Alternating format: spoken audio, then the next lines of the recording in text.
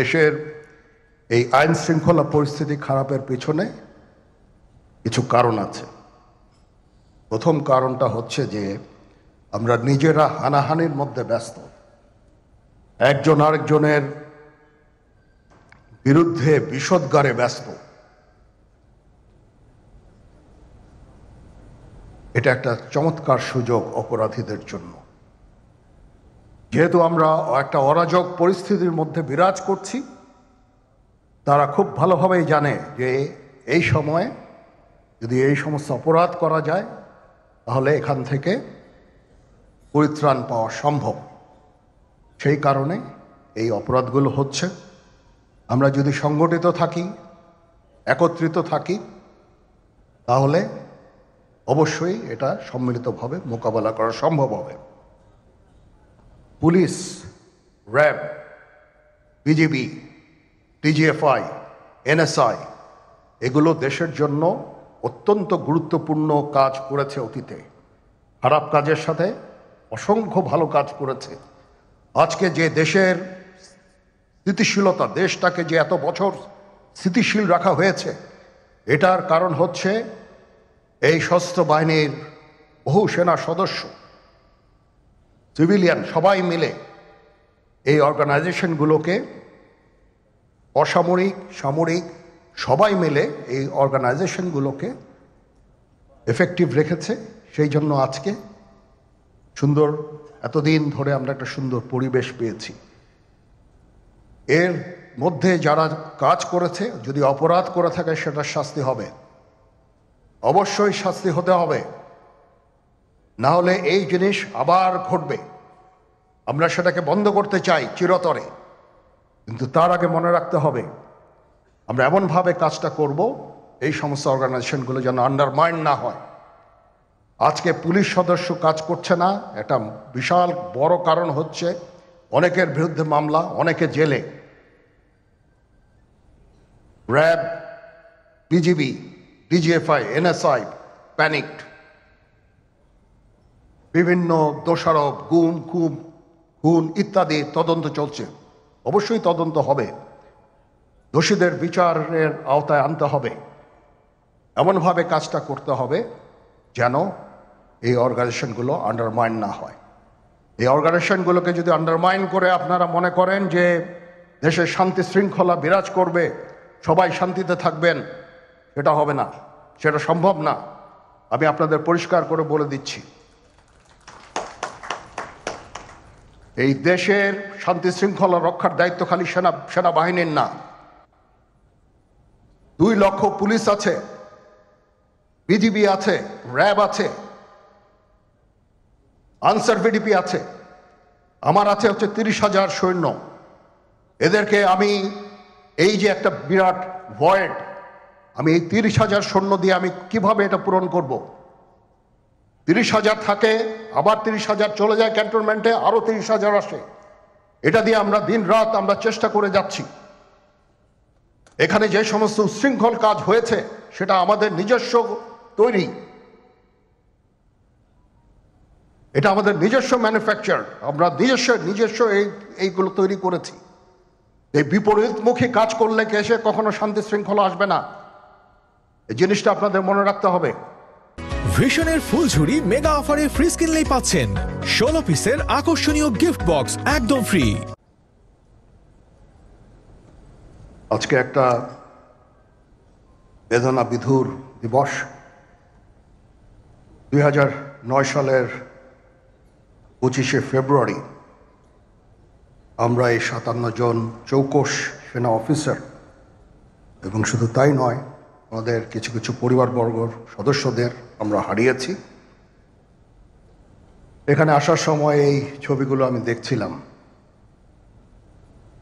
তো এই ছবিগুলো আপনারা অনেকে ছবিতে দেখেছেন, কিন্তু এগুলো আমার সব চাক্ষুষ দেখা। আমি একটা চাক্ষুষ সাক্ষী এই সমস্ত বর্বরতার। একটা জিনিস আমাদের সবসময় মনে রাখতে হবে, এই বর্বরতা কোনো সেনা সদস্য করেনি, সম্পূর্ণটাই তদানীন্তন বিজিবি সদস্য দ্বারা সংঘটিত। Full stop. এখানে কোনো ইফ এবং বাট নাই। এখানে যদি ইফ এবং বাট আনেন, এই যে বিচারিক কার্যক্রম এতদিন ধরে হয়েছে, 16 বছর ধরে 17 বছর ধরে যারা জেলে আছে, যারা কনভিক্টেড, সেই বিচারিক প্রক্রিয়া ব্যাহত হবে। এই জিনিসটা আমাদের খুব পরিষ্কার করে মনে রাখা প্রয়োজন। এই বিচারিক প্রক্রিয়াকে নষ্ট করবেন না। যে সমস্ত সদস্য শাস্তি পেয়েছে তারা শাস্তি পাওয়ার যোগ্য। এখানে কোনো রাজনৈতিক নেতৃবৃন্দ এর মধ্যে উপস্থিত ছিল কিনা, ইনভলভ ছিল কিনা, বাইরের কোনো শক্তি এর মধ্যে ইনভলভ ছিল কিনা, সেটার জন্য কমিশন করা হয়েছে। কমিশনের চেয়ারম্যান এখানে আছেন, উনি এটা বের করবেন এবং আপনাদের জানাবেন। বটম লাইন হচ্ছে যে এই সমস্ত আমাদের এই চৌকস সেনা সদস্য যারা প্রাণ হারিয়েছেন, তারা প্রাণ হারিয়েছেন তদানীন্তন বিডিআর সদস্যদের গুলিতে। আমরা নিজেরা এই সমস্ত জিনিস নিয়ে অনেক ভিন্ন মত পোষণ করছি। কেউ কেউ এই জিনিসটাকে ভিন্ন খাতে প্রবাহিত করার চেষ্টা করছি। সেটা আমাদের জন্য মঙ্গলজনক হবে না। আজকে যদি আমার যে উপদেশ আমি কিছু দিয়ে যাব, সেটা যদি আপনারা গ্রহণ করেন, আপনারা লাভবান হবেন, আমি এটা আপনাদের নিশ্চিত করছি। আমরা নিজেরা ভেদাভেদ সৃষ্টি না করি, আমরা নিজেরা ইউনাইটেড থাকি। আমাদের মধ্যে যদি কোনো সমস্যা থেকে থাকে, কোনো ব্যত্যয় থেকে থাকে, কোনো গ্রিভান্সেস থেকে থাকে, সেটা আমরা আলোচনার মাধ্যমে সমাধান করব। এটার জন্য ডানে বায়ে দৌড়িয়ে কোনো লাভ হবে না, নিজের ক্ষতি ছাড়া কোনো লাভ হবে না। আমি আপনাদের এই জিনিসটা নিশ্চিত করে দিচ্ছি। কিছু কিছু সদস্যদের দাবি যে তারা 2009 সাল থেকে আজ পর্যন্ত বিভিন্ন শাস্তি পেয়েছেন। কেউ কেউ দায়ী করছেন যে তারা অযাচিতভাবে শাস্তি পেয়েছেন। এটার জন্য আমি একটা বোর্ড করে দিয়েছি, একজন লেফটেন্যান্ট জেনারেল সেই বোর্ডের সদস্য। প্রথম ফেজে 51 জন সদস্যর ব্যাপারে আমার কাছে রিকমেন্ডেশন নিয়ে এসেছে। তার রিকমেন্ডেশনের অধিকাংশই আমি গ্রহণ করেছি এবং আরও বেশি আমি দিয়েছি। নেভি এয়ারফোর্সও তাদের এই কার্যক্রম চালিয়ে যাচ্ছে। আমার স্ট্যান্ড পয়েন্ট হচ্ছে, যদি কেউ অপরাধ করে থাকে সেটার জন্য কোনো ছাড় হবে না, বিন্দু মাত্র ছাড় নাই। আমি আপনাদের পরিষ্কার করে দিচ্ছি, it is a discipline force.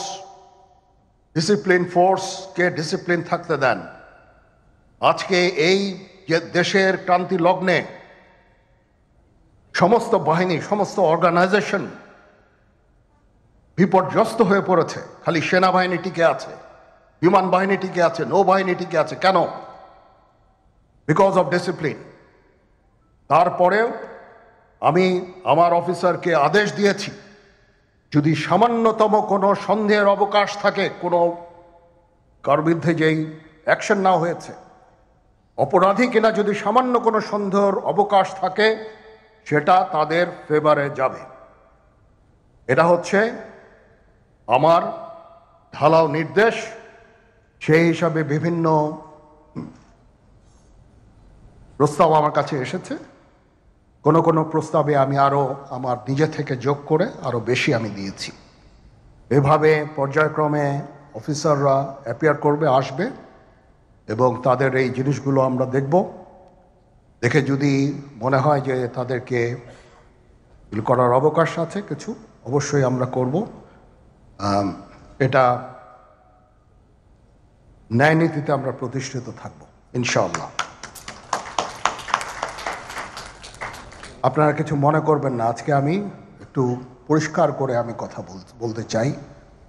আপনাদের সবার হয়তো ভালো নাও লাগতে পারে, কিন্তু বিশ্বাস করেন, আমার এটা যদি আপনারা গ্রহণ করেন, আপনারা লাভবান হবেন, কোনো ক্ষতি হবে না দেশের। আমার অন্য কোনো আকাঙ্ক্ষা নাই। আমার একটাই আকাঙ্ক্ষা, দেশ এবং জাতিটাকে একটা সুন্দর জায়গায় রেখে ছুটি করা। I had enough. Was last 7-8 months I had enough. আমি চাই দেশ এবং জাতিকে একটা সুন্দর জায়গায় রেখে আমরা সেনানিবাসে ফেরত আসব।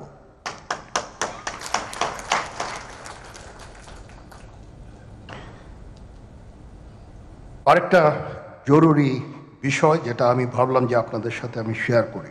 দেশের এই আইন শৃঙ্খলা পরিস্থিতি খারাপের পিছনে কিছু কারণ আছে।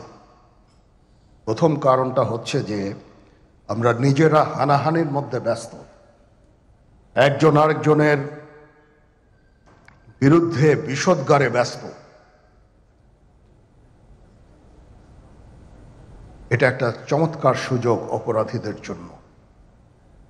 যেহেতু আমরা একটা অরাজক পরিস্থিতির মধ্যে বিরাজ করছি, তারা খুব ভালোভাবেই জানে যে এই সময়ে যদি এই সমস্ত অপরাধ করা যায় তাহলে এখান থেকে পরিত্রাণ পাওয়া সম্ভব।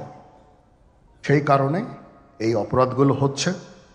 আমরা যদি সংগঠিত থাকি, একত্রিত থাকি, তাহলে অবশ্যই এটা সম্মিলিতভাবে মোকাবেলা করা সম্ভব হবে। Police, RAB, BGB, TGFI, NSI এগুলো দেশের জন্য অত্যন্ত গুরুত্বপূর্ণ কাজ করেছে অতীতে। খারাপ কাজের সাথে অসংখ্য ভালো কাজ করেছে। আজকে যে দেশের স্থিতিশীলতা, দেশটাকে যে এত বছর স্থিতিশীল রাখা হয়েছে, এটার কারণ হচ্ছে এই সশস্ত্র বাহিনীর বহু সেনা সদস্য, সিভিলিয়ান সবাই মিলে এই অর্গানাইজেশনগুলোকে, অসামরিক সামরিক সবাই মিলে এই অর্গানাইজেশনগুলোকে এফেক্টিভ রেখেছে। সেই জন্য আজকে সুন্দর, এতদিন ধরে আমরা একটা সুন্দর পরিবেশ পেয়েছি। এর মধ্যে যারা কাজ করেছে, যদি অপরাধ করে থাকে সেটার শাস্তি হবে, অবশ্যই শাস্তি হতে হবে। জনগণের কল্যাণেই কাজ করেছে, জনগণের জন্য, কোনো একটা দলের জন্য না। এটা হলো বাস্তবতা। কিন্তু আজকে যখন দেখি সমস্ত রাগ আওয়ামী লীগের উপর, সমস্ত দোষ আওয়ামী লীগের, সমস্ত দোষ আমাদের, নির্বিচারে আমাদের উপর অত্যাচার নির্যাতন চলছে, জেল জুলুম চলছে, পাশাপাশি মুক্তিযুদ্ধের চেতনাকে নস্যাৎ করা, মুক্তিযুদ্ধের স্মৃতিচিহ্নগুলি মুছে ফেলা। আজকে বাংলাদেশের অবস্থাটা কি? এই মুহূর্তে আপনারা দেখেন দেশটা অচল। কেন? সরকারি কর্মচারীদের যে দুরবস্থা, তাদের চাকরি খাবার জন্য এক অধ্যাদেশ জারি, তার উপর অর্থনৈতিক অবস্থা কী অবস্থা। আজকে আমাদের ব্যবসায়ীরা নিজেরাই বলছেন যে 2 মাসের মধ্যে 50% শিল্প বন্ধ হয়ে যাবে। ইতিমধ্যে প্রায় 1100 শিল্প কলকারখানা বন্ধ, একে একে গার্মেন্টস বন্ধ, শ্রমিকরা চাকরি হারিয়ে তারা কোথায়? মেয়েরা ঘরে ফিরে যাচ্ছে কাঁদতে কাঁদতে। আজকে দেশের অবস্থাটা কি? যে কোনো একটা ঘরের মধ্যে বাড়িতে ঢুকে যে কি তারা সমন্বয়ক, এখন আবার সেটা নতুন পার্টি হয়েছে এনসিপি আর বিএনপি জামাত, এরা মিলে সেখানে নির্যাতন, লুটপাট, কারো বাড়িতে ঢুকে লুটপাট করা, মারা, অত্যাচার করা। এটা কোন ধরনের কাজ? এটা কোন গণতান্ত্রিক ধারা? এটা কোন স্বাধীনতা? সেটাই তো প্রশ্ন। এবং নির্বিচারে, কারো কোনো নিরাপত্তা নাই। যখন যাকে খুশি তাকেই হয়রানি, তাকেই গ্রেপ্তার, তার উপরে নির্যাতন সেটা চালিয়ে যাচ্ছে। অর্থনীতি সম্পূর্ণভাবে ধ্বংসের দিকে। তার উপরে একের পর এক কালো আইন জারি করে যাচ্ছে। তাদের আইন জারি করার অধিকারটা কে দিয়েছে? ডক্টর ইউনূস এবং তার ওই উপদেষ্টারা কি জনগণের ম্যান্ডেট নিয়ে ক্ষমতা এসেছে? তারা তো এসেছে জঙ্গিদের সহায়তায়, সন্ত্রাসীদের সহায়তায়, খুনিদের সহায়তায়। সেটা তো প্রমাণ হয়েছে। কারণ ক্ষমতা আসার সাথে সাথে যত জঙ্গি, সন্ত্রাসী, খুনি যাদেরকে আমরা বিচার করে কারাগারে বন্দি করেছিলাম সবাইকে মুক্তি দিয়ে দিয়েছে, জেলখানা খুলে দিয়েছে, সব স্রোতের মতো বেরিয়ে গেছে। আর জেলখানা ভরেছে কাদের নিয়ে? মুক্তিযোদ্ধা, মুক্তিযোদ্ধা সপক্ষ শক্তি, আওয়ামী লীগের নেতাকর্মী, তাদেরকে দিয়ে আজ জেল ভরেছে। প্রায় 5 লক্ষের উপর শুধু মামলা, এবং আসামি। আমার মনে হয় ডক্টর ইউনূস একটা রেকর্ড করে ফেলেছে। কোনো দেশে এইভাবে এত লক্ষ লক্ষ মানুষের বিরুদ্ধে মামলা দিতে পারে আর আসামি করতে পারে আর হয়রানি করতে পারে, এটা বোধহয় আর কোথাও কোনোদিন ঘটে নাই। সে এইভাবে নির্যাতন আওয়ামী লীগের উপর চালাচ্ছে, তারপর কি আওয়ামী লীগের কার্যক্রম নিষিদ্ধ। স্বৈরাচার বলা হয় আমাকে। স্বৈরাচার কে? আপনারা দেখেছেন সরকারি কর্মচারীদের আইন একটা অধ্যাদেশ করা হয়েছিল 79 সালে। সেটাকে আমরা আইনে পরিণত করি। এটা কোর্টের একটা অর্ডার ছিল, কারণ সামরিক মানে শাসকদের ক্ষমতাকে অবৈধ ঘোষণা করা হয়েছিল। সেইখান থেকে আমরা আইনটা করে দিই, কিন্তু সেই আইনকে বাদ দিয়ে ওই 79-এর অধ্যাদেশের সূত্র ধরে একটা অধ্যাদেশ জারি করেছে। আমার এখানে প্রশ্ন, এই অধ্যাদেশ জারি করার কি অধিকার তার আছে? ইউনূসের আছে? সে তো তার ওই যে পদবিটা যেটা সে আছে, ওটা তো কোনো সংবিধানে নাই। জনগণের ভোটে নির্বাচিত হয়ে সে আসেনি।